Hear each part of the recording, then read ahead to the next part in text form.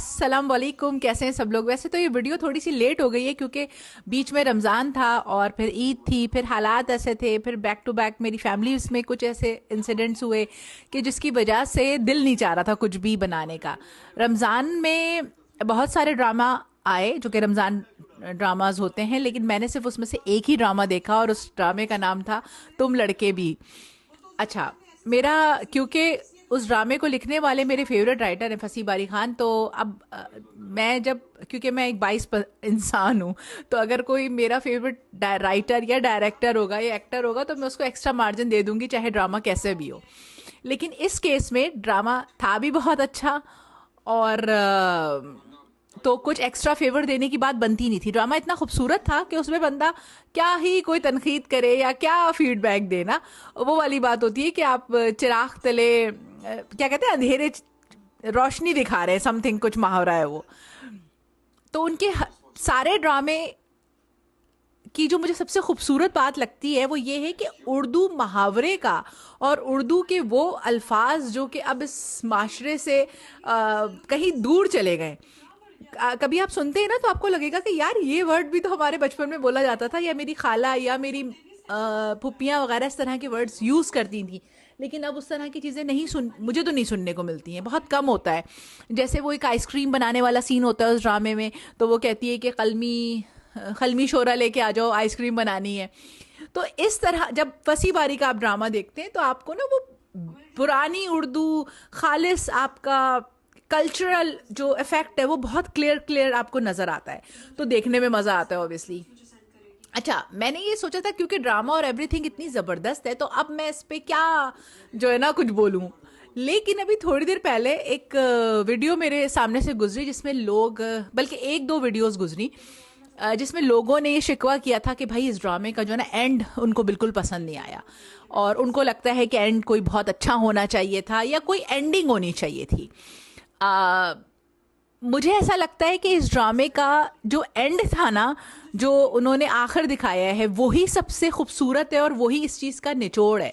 और शायद इस ड्रामे का कोई या इस तरह की स्टोरीज का कोई एंड होता ही नहीं है क्योंकि ये चलती रहती हैं। जो कैरेक्टर था उरूसा एंड आमिर, वो इसी तरह के लोग होते हैं, वो जंप करते रहते हैं, वो सिचुएशन चेंज करते रहते हैं, जहाँ सिचुएशन अच्छी होती है वहाँ से सेल्फिश अप्रोच जो होती है तो वो उसी तरह खलाबाजियाँ खाते खाते अपनी ज़िंदगी गुजारते हैं।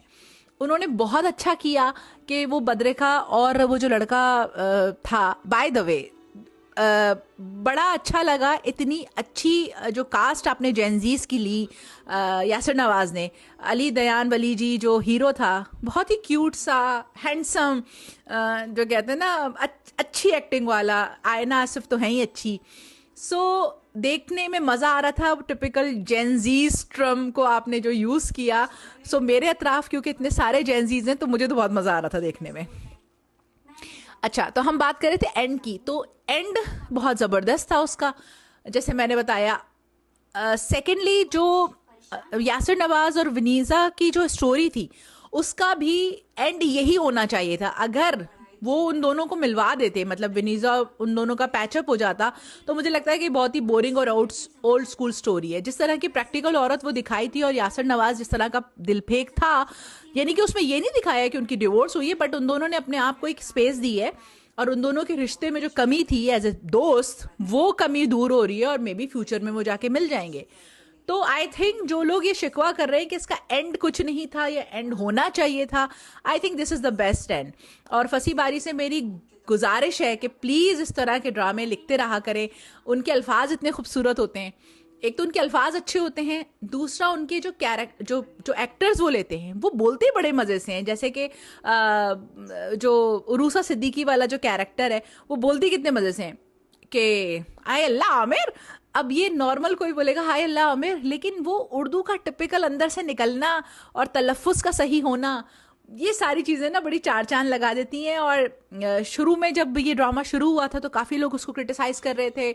उस वक्त भी ऑब्वियसली मैं रोज़े में थी तो मैंने किसी भी बात को ना ध्यान नहीं दिया, और मैं रोज़ाना इसको इफ्तार के बाद जब देखती थी तो दिस वॉज माई ट्रीट। और जब वो ख़त्म हो गया तो मुझे बड़ा अफसोस हुआ कि यार ये ख़त्म क्यों हो गया। यासिर नवाज़ का एक टिपिकल स्टाइल है किस तरह वो ड्रामे को लेके चलते हैं, तो मुझे तो बड़ा मज़ा आया है, और मेरी रिक्वेस्ट है इन दोनों से, राइटर से और डायरेक्टर से, कि इस तरह के ना मजीद अच्छे अच्छे टॉपिक्स पे दोबारा ड्रामे बनाए। मतलब इनका, इनकी जो टीम वर्क है और इनका जो कहते हैं ना कॉम्बिनेशन, वो काफ़ी अट्रैक्टिव है। So thank you so much.